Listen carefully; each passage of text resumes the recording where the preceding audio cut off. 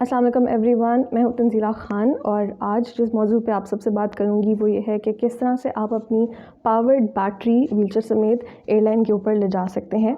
कुछ अपने एक्सपीरियंस के बारे में आपको बताऊंगी और कुछ आपको टिप्स दूंगी ताकि मेरी तरह आप भी ईज़ी हो के रिलैक्स हो के अपनी व्हीलचेयर के साथ पूरी दुनिया में सफ़र कर सकें। और अगर आप किसी ऐसे पैसेंजर के साथ हैं जिनकी कोई ना कोई डिसेबिलिटी है तो फिर भी किसी को भी कोई परेशानी ना हो। Life is all about enjoying और हमें एक दूसरे के लिए ज़िंदगी ज़रा आसान करनी है। और बैटरी का एक ऐसा मसला होता है, एक ऐसा मामला होता है जो बहुत ज़्यादा सरदर्दी का होता है, लेकिन मुझे उम्मीद है आपका थोड़ा सा सर दर्द कम हो जाएगा इस वीडियो को देखने के बाद। सबसे पहले बात करते हैं व्हीलचेयर के बारे में। तो मेरी सबसे पहली जो व्हीलचेयर पावर्ड थी, उससे पहले मैं मैनुअल व्हीलचेयर ही इस्तेमाल करी थी।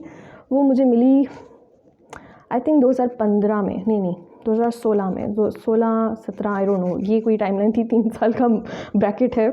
और हुआ कुछ ऐसे था कि वो पहली वाली मुझे गिफ्ट मिली थी, तो मुझे नहीं मालूम था कि उस व्हीलचेयर का मैन्युफैक्चरर कौन है और वो कहाँ से आई है। कन्फ्यूजन थी कि चाइनीज़ है या जापानीज़ है, क्योंकि लैंग्वेज भी कुछ ऐसी लिखी हुई थी और मेरे पास कोई बैकग्राउंड नहीं थी उसके बारे में। और एक और मसला ये था कि वो जो व्हीलचेयर थी उसकी जो बैटरी थी वो व्हीलचेयर के साथ अटैच थी, यानी कि आप उसको डिटैच नहीं कर सकते। और ये बहुत बड़ी रिक्वायरमेंट होती है हमारी एयरलाइंस की।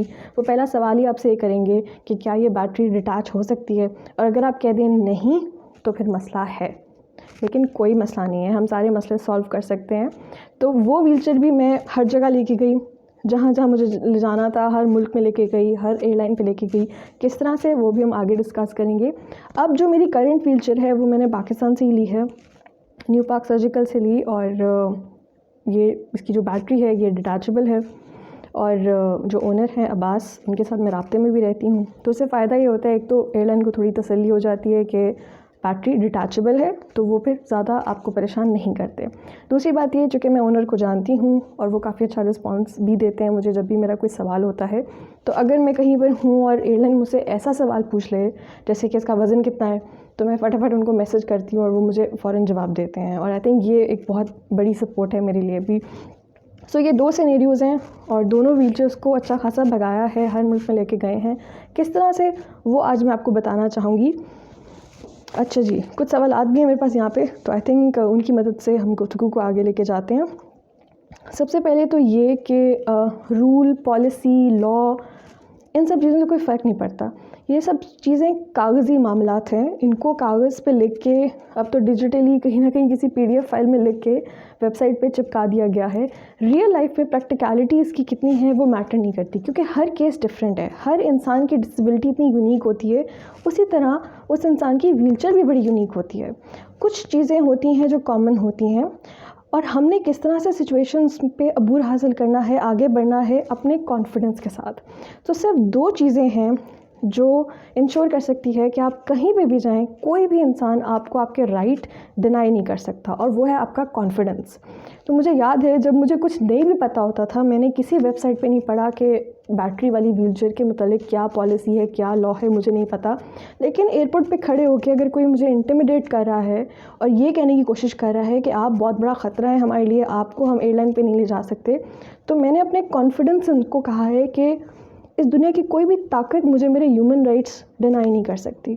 मेरा हक है, मैं टिकट लेकर आई हूँ, मैं कौन से यहाँ पे चैरिटी प्रोग्राम से आई हूँ और मैं इस एयरलाइन पे जाऊँगी। और कभी कभी लड़ाई भी हुई है। मेरी वालदा जब मेरे साथ सफ़र करती थी तो वो इस बात पे बहुत खफा होती थी कि तुम हर जगह जाके कोई ना कोई पंगा ले लेती हो। और मैं कहती थी कि मॉम, अगर मैं पंगे ले रही हूँ इसका मतलब है ताकि अगली जनरेशन को पंगे ना लेने पड़े, या थोड़े बेहतर पंगे बोलें किसी और मामला पे। तो हमें नंबर 1 बहुत कॉन्फिडेंट होना है, गिव अप नहीं करना है। और कुछ चीज़ें हैं जो हमने फॉलो करनी है, इंश्योर करना है कि हमने वो सारे पॉइंट्स फॉलो करनी है, उसके बाद हमारी तरफ से कोई गलती नहीं हो सकती। अब दूसरी चीज़ जो बहुत ज़्यादा अहम होती है वो होती है स्टाफ का एटीट्यूड। उस दिन अमला कौन सा है, who is the person in charge, उनकी तालीम कितनी है, वो खुद इंसान कैसे हैं। अगर तो कोई ऐसा स्टाफ मेंबर है जो चाहता ही नहीं है कि आप उनके साथ सफ़र कर लें, तो फिर तो आप जो मर्ज़ी कर लें, आप फ़ौज को भी ले जाएं, वो आपको बोर्ड नहीं होने देंगे। लेकिन अल्हम्दुलिल्लाह अभी तक ऐसा नहीं हुआ।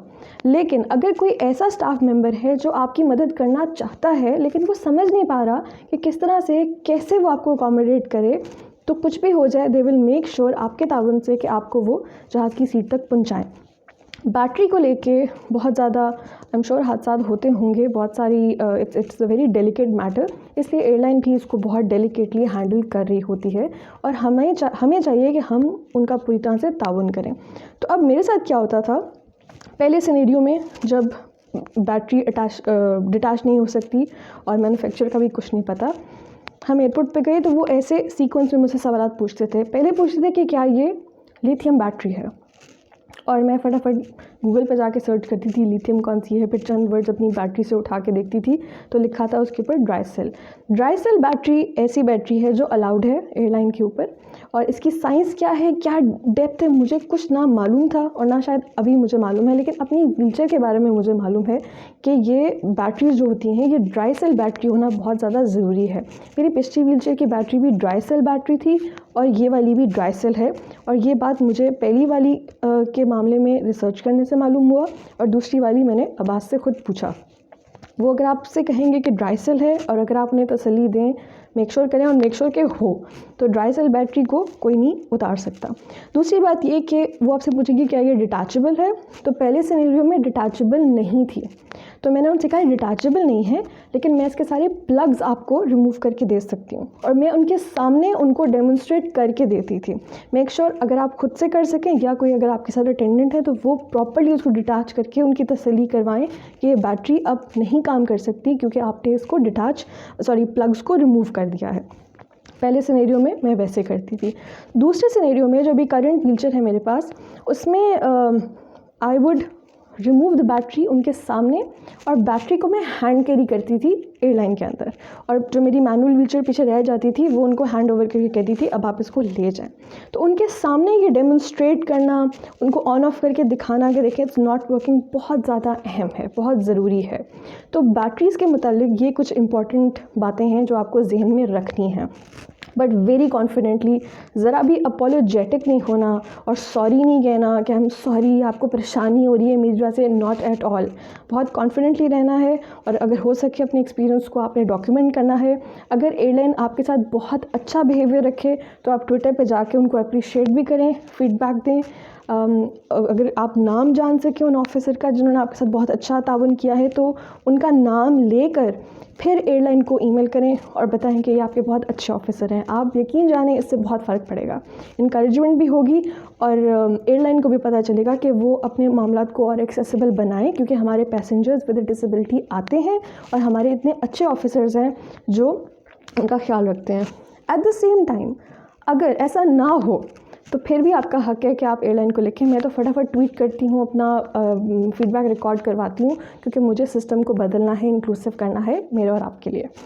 अच्छा जी, अब ये बात होगी हमारी बैटरी की।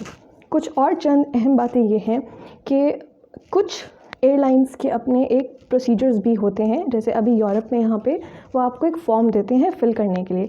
वो फॉर्म पहले से फ़िल करना बहुत ज़्यादा ज़रूरी होता है, और अगर पाकिस्तान में वो वेबसाइट पे फॉर्म है वो भी आप लाजमी जाके फ़िल इन करें। अगर ट्रैवल एजेंट इन्वॉल्व है तो उनको भी इन्फॉर्म करें कि आप अपनी बैटरी वाली व्हीलचेयर के साथ आएंगे। अगर खुद से टिकट ले रहे हैं फिर भी आप जाके एयरलाइन को ईमेल करके ज़रूर इन्फॉर्म करें और अपनी तरफ से पूरी की पूरी फॉर्मेलिटी प्रोटोकॉल्स को पूरा रखें, ताकि कोई आपको आके ना पकड़ सके कि भाई you were wrong, not at all. Europe में ऐसे होता है कि उनको पहले से इन्फॉर्म कर दिया जाता है, एक फॉर्म होता है उसको हम फिल करते हैं, उसके अंदर बैटरी की डिटेल्स, डायमेंशंस, मेरी अपनी कंडीशन, किस किस्म की मुझे सपोर्ट चाहिए, मुझे सीट तक हेल्प चाहिए, मुझे कहाँ तक हेल्प चाहिए, सपोर्ट चाहिए, सब कुछ उनको पहले से इन्फॉर्म किया जाता है। एक और बहुत ज़रूरी बात कि अगर आप फ़ॉरेन ट्रैवल करें, यानी कि अगर आप पाकिस्तान से बाहर ट्रैवल कर रहे हैं, 3 घंटे पहले आप एयरपोर्ट पे लाजमी पहुंच जाएं, क्योंकि आपको नहीं मालूम उस दिन अमला कैसा होगा, आपको नहीं मालूम किस किस्म के वो सवाल पूछेंगे, और कभी कभी चीज़ें बहुत ज़्यादा लेंथी हो जाती हैं। कभी कभी आपको सिक्योरिटी से भी गुजारते हुए वो बहुत ज़्यादा एक लेंथी मामला करते हैं, आपको बिठाते हैं, व्हीलचेयर को अलहदा से गुजारते हैं। मैं इस बात पे भी बहुत ज़्यादा प्रोटेस्ट करती थी कि नहीं, मुझे आप क्यों व्हीलचेयर से रिमूव कर रहे हैं, व्हीलचेयर के समेत ही आप मेरी स्क्रीनिंग करें, और इस बात पे काफ़ी ज़्यादा बहस भी होती थी। अब आके थोड़ा सा मैंने उसको लूज़ किया है क्योंकि मुझे लगता है कि इट्स ओके अगर उनकी तसल्ली हो रही है। शायद मैं थोड़ा सा I am used to it now. लेकिन इनिशियली अगर आपको लगे आप कंफर्टेबल नहीं है तो दैट्स फाइन। मैं पहले कंफर्टेबल नहीं थी, अब मैं कंफर्टेबल हूँ, so I let them do my wheelchair screening separately, और फिर मुझे अलहदा से जो सर्च करना होता है वो कर लेते हैं। ये बात होगी। उसके अलावा फॉर्म का भी मैंने आपको बता दिया। अच्छा जी, व्हाट एल्स? हाँ, अगर आप इंटरनली ट्रैवल कर रहे हैं तो 2 hours would be applicable. Externally out of Pakistan would be 3 hours. उसके अलावा और कोई पॉइंट रहता है? Nothing as such. I think these are some main points. इसके अलावा भी अगर एयरलाइन आपके साथ बदतमीज़ी से पेश आए या आपको प्रॉपर्ली ट्रीट ना करे तो सबसे पहले तो आप अथॉरिटीज़ को रिपोर्ट करें वहाँ पे। एंड ट्राई, अगर आपने अपना मसला डिस्कस करना है तो जो एयरलाइन का सबसे सीनियर मेंबर है उससे डिस्कस करें, नीचे के अमले से ना डिस्कस करें क्योंकि उनके पास कोई अथॉरिटी नहीं होती। They listen to their seniors. तो अगर आपने एक ही दफ़ा में रोना है प्रॉपर्ली तो सीनियर के सामने ही रोएं, ठीक है? Do not cry in steps कि पहले जेनिटर के सामने रोए, फिर ऑफिसर के सामने, फिर वो सीनियर मैनेजर, नहीं, डायरेक्टली विद द बॉस।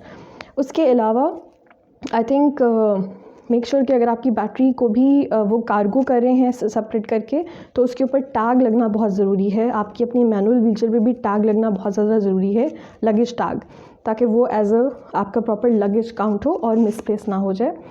इंशाल्लाह अगली वीडियो में मैं आप लोगों के साथ कुछ मज़ाहिया इंसिडेंट्स शेयर करना चाहूँगी जो व्हीलचेयर की बैटरी के मुतालिक मेरे साथ हो चुके हैं। लेकिन ऐसा कोई भी इंसिडेंट नहीं था जिसने मेरी हिम्मत को तोड़ा या मुझे कहा कि अब बस मैं छोड़ रही हूँ सब कुछ, ऐसा कुछ भी नहीं है। हालांकि ऐसा हुआ है कि मैं बहुत बार रोई भी हूँ एयरपोर्ट पे खड़े होके क्योंकि नहीं समझ आती, लैंग्वेज का बैरियर होता है। लेकिन कुछ भी हो जाए, हम लोग जिस चीज़ को ठान लेते हैं हम लोग वो करते हैं। और इस वक्त मेरा दिल है कि मैं दुनिया का सफ़र करूँ, अपने ओन पे करूँ, और हो रहा है। और मैं चाहूँगी कि जो ये मेरा ख्वाब है ये आप सबके साथ शेयर करूँ। मैं चाहूँगी कि आप में से बहुत सारे लोग मुझे बताएं कि तंजीला, आपको देख के अब हम भी अकेले ट्रैवल करते हैं और हमें बहुत मज़ा आ रहा है, और आपकी फैमिलीज़ आपको सपोर्ट करें। तो ये मेरा ख्वाब है आप सबके लिए। और एक और आखिरी बात कि अगर आप कोई बहुत ज़्यादा परेशान कर रहे हैं तो आप मुझे भी शिकायत लगा सकते हैं, क्योंकि अगर आपकी जंग है तो वो मेरी भी जंग है। और मैं आपके साथ मिल के जिस हद तक हो सके I will support you and ensure कि हम लोग एक इंक्लूसिव माशरा बना सकें। यहाँ पे रात के 12-1 बज चुके हैं तो मैं सो जाती हूँ। Thank you very much everyone. अल्लाह हाफ़िज़।